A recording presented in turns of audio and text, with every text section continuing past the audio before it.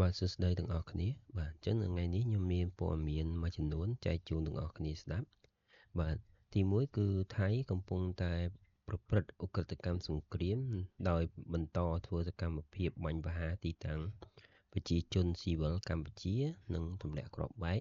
ផ្ដាច់ស្ពានអូជីកបាទអញ្ចឹងបើតាមក្រសួងការពារជាតិកម្ពុជាគឺគាត់បានរាយការណ៍ឲ្យដឹងថាគឺទាហានថៃបានប្រើប្រាស់នៅ F16 ទម្លាក់គ្រាប់ផ្ដាច់ស្ពានអូជីកស្ថិតនៅក្នុងភូមិសាស្ត្ររវាងស្រុកចុងកាល់ខេត្តឧត្តរមានជ័យនិងព្រំប្រទល់ស្រីស្នំខេត្តសៀមរាបបាទអញ្ចឹងនៅវេលាម៉ោង 10:58 នាទីយប់ថ្ងៃទី19នេះគឺជាពេលវេលាដែលថៃធ្វើការទម្លាក់គ្រាប់ផ្ដាច់ស្ពានអូជីកបាទអញ្ចឹងទង្វើនេះជាទង្វើឧក្រិដ្ឋកម្មសង្គ្រាមនៅកម្ពុជាដែលប្រព្រឹត្តទៅដោយថៃបាទអញ្ចឹងទង្វើបែបនេះគឺគ្រាន់តែជាលេសរបស់ថៃក្នុងការបំផ្លាញហេដ្ឋារចនាសម្ព័ន្ធរបស់កម្ពុជាក្រោមលេសយោធាបាទអញ្ចឹងយើងចាំមើលបន្តទៀតថាតើថៃគេមានគោលដៅទៅលើស្ពានណាទៀតនៅក្នុងប្រទេសកម្ពុជាយើងហើយខ្ញុំសង្ឃឹមថារាជរដ្ឋាភិបាលគាត់នឹងអាចប្រើប្រាស់នៅកម្លាំងការពារដែនអាកាសដើម្បីធ្វើការទប់ទល់ជាមួយនឹង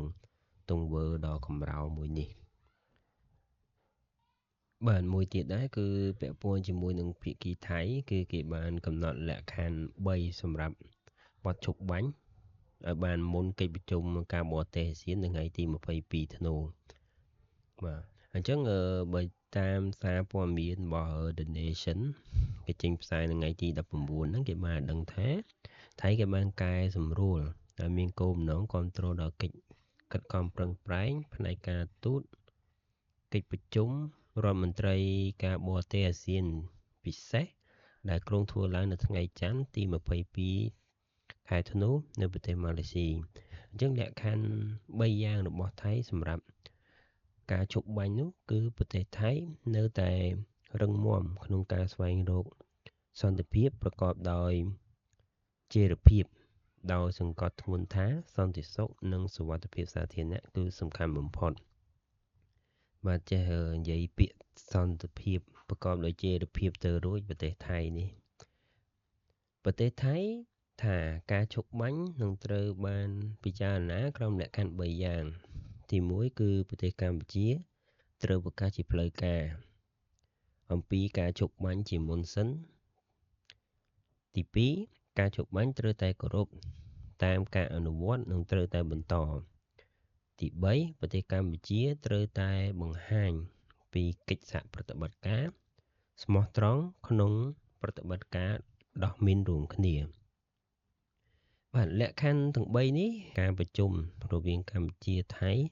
ដែលមានម៉ាឡេស៊ីនិងសហរដ្ឋអាមេរិកជាសាក្សីនៅក្នុងទីក្រុងកាឡាឡាំពួរហ្នឹងគឺវាគ្រប់គ្រាន់រួចហើយតែភាគីថៃគឺនៅតែអេអុញរកវិធីដោះខ្លួនរកវិធីគេចវេះហើយឥឡូវមកទាមទារកម្ពុជាជាអ្នកទទួលកំហុសទទួលថ្មបាក់ជំនួសថៃដោយបខំឲ្យកម្ពុជាត្រូវតែប្រកាសបទឈប់បាញ់ជាមុនទៅវិញបាទហើយមួយទៀតនេះគឺពាក់ព័ន្ធជាមួយនឹងជំនួបក្នុងទូរស័ព្ទរវាងប្រមុខការទូតអាមេរិកលោក Marco Rubio ដែលបាននិយាយជាមួយស៊ីអាសាក់